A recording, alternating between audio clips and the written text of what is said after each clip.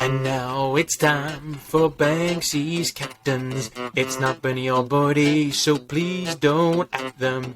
It's Banksy's choice, so he's in trouble if his number one choice doesn't double. G'day listeners, you're here with Benny and Banksy, the basketball blokes, when we're here for Banksy's Captains for round 2. Banksy, thanks very much for having me, mate. Welcome aboard, Benny. I thought it might be a little bit different as opposed to rolling solo again like last week, so it's good to have that extra voice to bounce off and another opinion. Another one to hold you accountable, potentially. But so we're going to do this again next week. So you should be able to see this. We're going to post the video, but it'll be out on your normal podcasting platforms as well. But one more week, and then it goes to our Patreon exclusive format. So anyone paying the $5 or $7 tiers, which is the vast majority of you, we thank you again, and you'll be able to get Banksy's Captain's advice. So we had another one sign up today. It is not too late to sign up. Can't get into the leagues. Obviously, the cheat sheet's no good to you now, but to get into that Discord and to get Banksy's Captains, we're going to try and improve the podcast so it's not just Banksy. We try and make it a little bit more fun. See what ideas come to me as we go through this, mate. But yeah, that's how it stands. But unfortunately, we've got a little bit of injury news to go through first. The injury report with Dr. Boyd. The first injury is Dr. Boyd, but we won't go into that in too much depth. But news just in, mate. Bad news, unfortunately, for Justin Robinson. Yes, not happy as an owner there, and it's more than 24 hours out from game time, and he's already been ruled out of the SEM game. Which is all we know so far. Yeah, that's as much as we know. We saw he hobbled off and was off the court for a while. I saw in the game, which I can only suspect it's due to that injury, you'd imagine. But it's not good. There's just a lot of unknown. Hopefully we get a little bit more information over the next 24 hours as to whether he's likely to play that second game with Illawarra being on the double. But it's not a good position to be in as a fantasy coach this early in the season. Yeah, no, I'm looking at doing some outlandish stuff potentially. So the idea probably is to look at the big picture, but it's hard not to play around with some ridiculous workarounds. It's just so hard because we thought he might have been there and he could have potentially one day been a captain on this podcast. But nevertheless, just making you all aware out there. Now, first things first, accountability. Going to do a segment. I'm going to definitely get us out a little intro for this in the future, but we're going to call it Captain Hindsight. Banksy, keeping you accountable for last week's performance. That's fair. In hindsight, I think you did pretty good, mate. So you had a top 3 last week.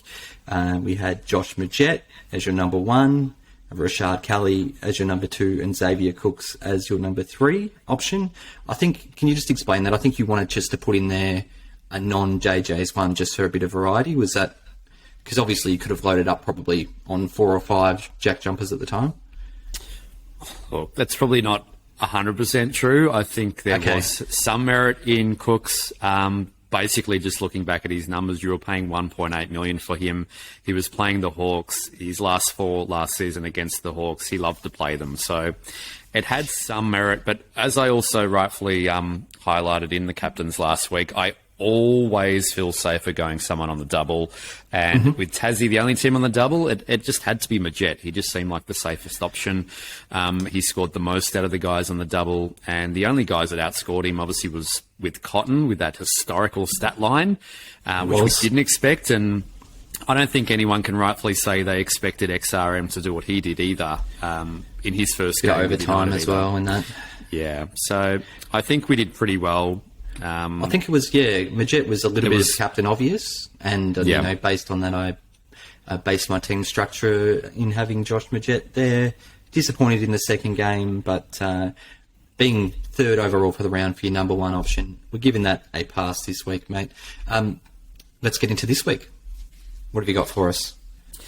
Now, if we learn anything from last week, it is to make sure your captain is on a double. It's just too risky to go those single guys. So we've got a lot more variety this week. We've got Brisbane on a double. I'm ruling them out when I look at my captains. It's a bit of a logjam, as we know. Not great fantasy scores in their season opener against Perth. We got Cairns. They were obviously impressive, high tempo, high scores there.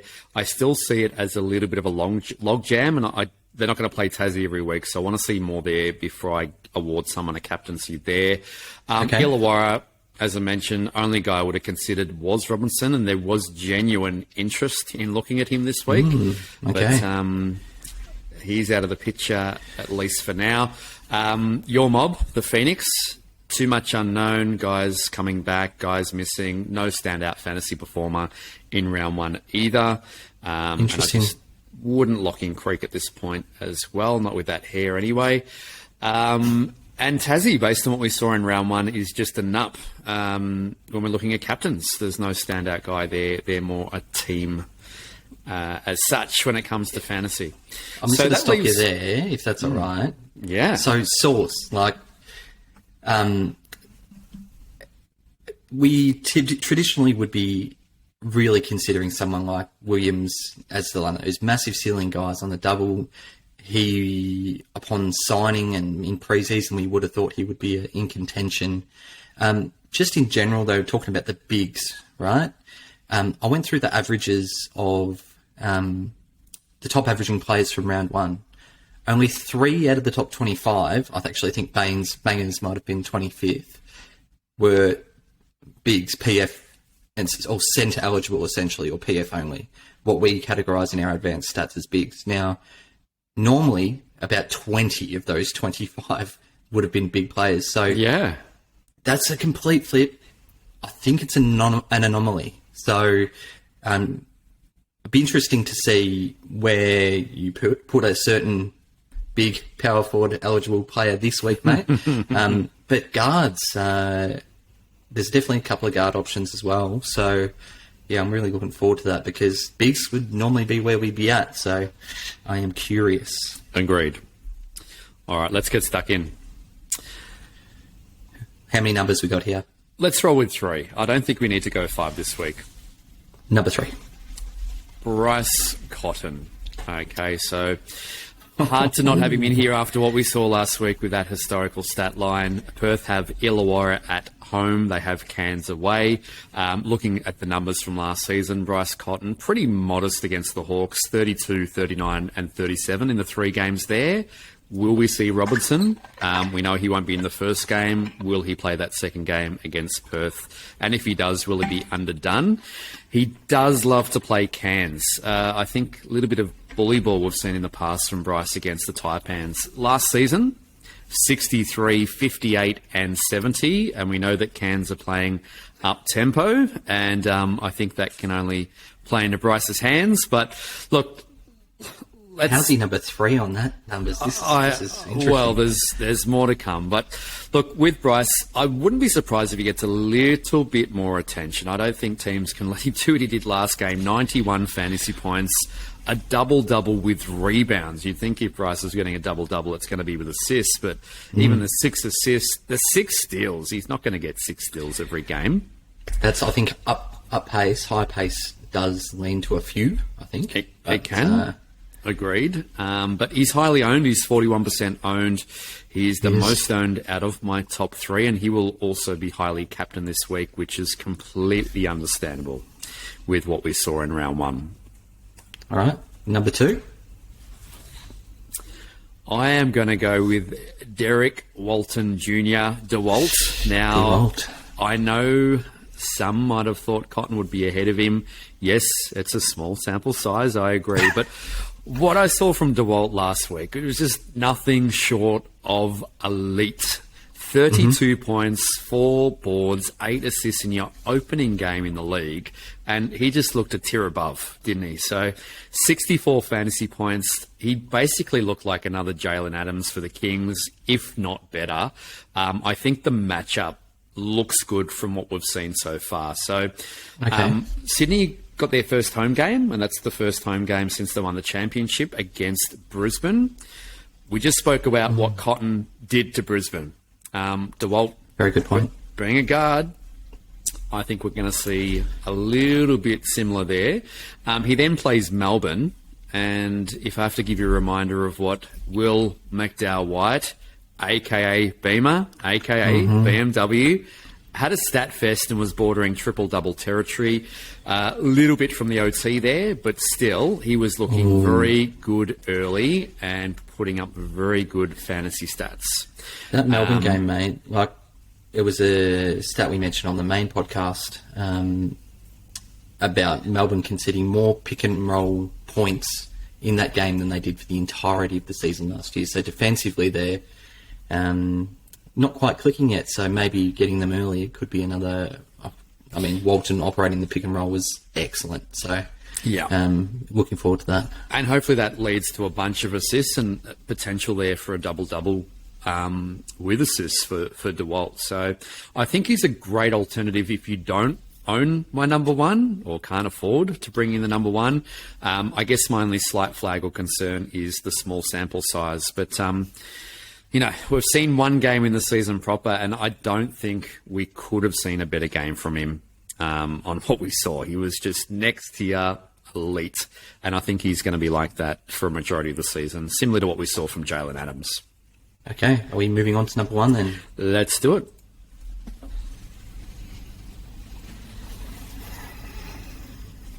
All right, I'm sticking with him. He was number 3 last week, Xavier Cooks. Now... was last week ideal? No. 29 fantasy points. Am I a salty owner? Cheaper this week. True. Am I a salty owner? Yes. But he was still very prominent in the Kings offense, wasn't he? 24 actual points, a stack of missed free throws. I thought he was stiff not to be awarded a DeWalt tip-in, like a few of our patrons also highlighted. And let's not underestimate the defensive numbers here. So he had no steals or blocks. And... you might think, why is that so important? So I did some digging. I looked back at his defensive numbers from last season, Benny. On the game logs, as we do? No, actually not in the game logs. I delved a little bit deeper because they didn't actually show the defensive numbers, more just the fantasy numbers, which is still a good reference. But in 24 of his 26 games played last season, he registered at least a steal, a block, or both. Meaning there are only 2 games out of his 26 where he didn't get those bonus plus 4s from the all-important defensive stat lines. So, are you all concerned that the difference this year is Simon getting all the steals or something like that? Like they're going to... I know there's a slight concern, but I think, again, it's a small sample size. And also I looked back on Simon's performance because I was considering trading him into my team this week. Okay. And I just don't think he will keep that up. He did have these games back at the throughout. Hawks. Yeah, back at the Hawks, where he did exactly what he did in round 1, but it wasn't consistent enough, I don't think, to be a concern. I think X is still going to be the man there. He has Brisbane at home, as I said, their first home game since winning the championship. I think the Kings will be up and about. His last 2 scores against them last season, 65 and 62. As we said, Bryce against Brisbane, the predominant scorer on his team. Let's be honest, X was the predominant scorer last week for the Kings, along with DeWalt. Cotton, 23, 12 rebounds. That's 12 rebounds, something Cooks was missing last week. But 91 against the Brisbane team, it's just something to really consider. And I think we're going to see not only more defensive numbers from X, I think it was an anomaly, but surely we've got to see more boards than the 4 that we saw last week as well. Fingers crossed. As we touched on with DeWalt, X then has Melbourne. They were, as you said, very leaky inside last week against the Breakers. Look at Derek Pardon, had 64 fantasy points with 23 points and 12 rebounds. Excuse me, who? I beg your pardon? Xavier. Good to know with that. Had the double-double before overtime as well. Yeah, so you can't blame it on overtime or the extra points there. Look, X is just going to be cooking this round. Posted 43, 29 and 70 against United last season. That was with JLA and Huck Porty in that squad. Good point. But I'm big on him. I'm sticking with him. Call it what you want. Hashtag believe. Give X the C. to your double Ps, I will be locking him in. I'm sticking with him. He will be on the improve this week. Excellent, dare I say. All right, mate. I think that'll do us for this week's edition of Banksy's Captains. Of course, you can find us on Twitter at @bball_blokes. Find us on Patreon if you want to keep getting these podcasts in 2 weeks' time. And yeah, basketballblokes.com for the live scoring where you can see Xavier Cooks just ticking away until he gets the double this week. Banksy, thanks for having us, mate. Thanks, Benny. Good luck.